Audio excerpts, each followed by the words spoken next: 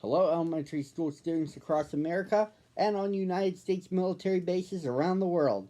This is a special Sunday edition of Michael T. Mondak Reads. I'm the eponymous Michael T. Mondak, and on this special edition, just like I always do on a daily basis, read one picture book to you, your parents, and your teachers. But I can't do it without a preview as to what I'll be reading, and for this special Sunday edition, here's that preview. Now, how many of you like to be in your own room? How many of you end up making a big mess of it, whether it's caused by you, your friends, or any other people in your house? Well, Ernie made such a big mess one time that his pal Bert didn't want him around. It's part of a storyline told in the present tense by Sarah Roberts and illustrated by Joe Matthew, titled Ernie's Big Mess. Let's get started. Now, Bert and Ernie are best friends. They live together. Bert is neat, and Ernie is messy. Now, sometimes Ernie is very messy. Then Bert gets mad. "Ernie, come here," Bert shouts. "Just look at the mess you've made." "Okay, Bert," said Ernie. "I'm coming." Ernie jumps out of the tub. Splash, splash. Ernie splashes water on the floor. Drip, drip. He drips water on the rug. "Ernie," Bert shouts, "you are making a bigger mess."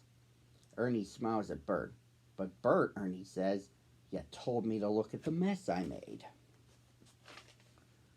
Now Bert is very angry. "I wish I lived here all by myself," he shouts. Bert walks out of the room. Slam goes the door. Ernie stops smiling. Bert does not want me here anymore," he says. "Guess I will go away." Ernie is sad. Ernie gets dressed. Then he packs a big bag. "Come on, rubber ducky," Ernie says. "We have to go." Ernie closes the door softly. "Goodbye, house," he says. "I'll miss you." Ernie drags his bed down Sesame Street. He goes to see Big Bird. "Ernie, it is late," says Big Bird. "Should be in bed." "But I have no bed," says Ernie. "Bert is mad at me. I have to find a new home." "Hey, you can stay with me," says Big Bird. "My nest is a nice place to sleep." Ernie climbs into the nest. "Ouch," says Ernie. "It's not a nice place to sleep. It's full of sticks." Ernie climbs out of the nest. "Good night, Big Bird," he says. Then he goes to Grover's house. "Ernie, it is late. Should be in bed," says Grover. "But I have no bed," says Ernie. "Bert is mad at me. I have to find a new home."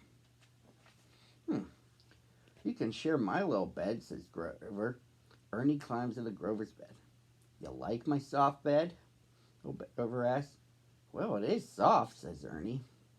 Then Ernie turns over. Crash. He falls to the floor. "Grover, this bed is too little." Ernie leaves Grover's house with his big bag. He's very tired. Then he sees Oscar's trash can. Bang, bang. Ernie bangs on the trash can. "Oscar, are you sleeping?" Ernie asks. "I was sleeping," says Oscar. "Now I am awake." Oscar the Grouch is mad.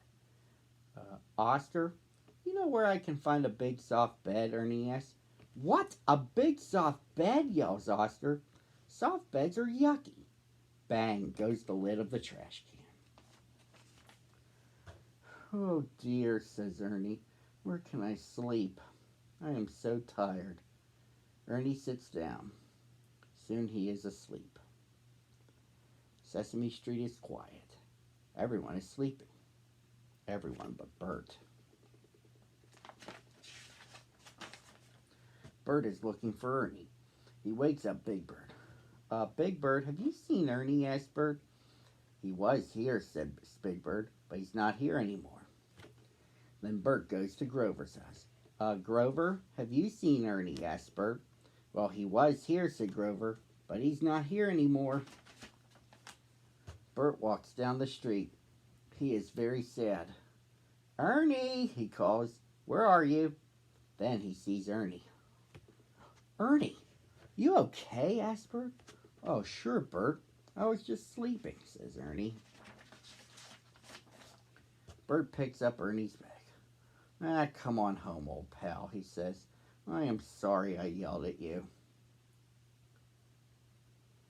Bert and Ernie go home. Gee, Bert, says Ernie. It's good to be home. He opens his big bag and all his toys fall out. Oh, I'm sorry, Bert. Made a mess again, says Ernie. That's okay, says Bert. We'll clean it up in the morning. Ernie and Bert are ready for bed. Oh, I am glad you are home, says Bert. Me too, says Ernie. Night, Bert. Good night, Ernie. And that, boys and girls, concludes this special Sunday edition of Michael T. Mondak Reads. The regular daily versions will continue tomorrow at the same time on the same channel. Look for you then.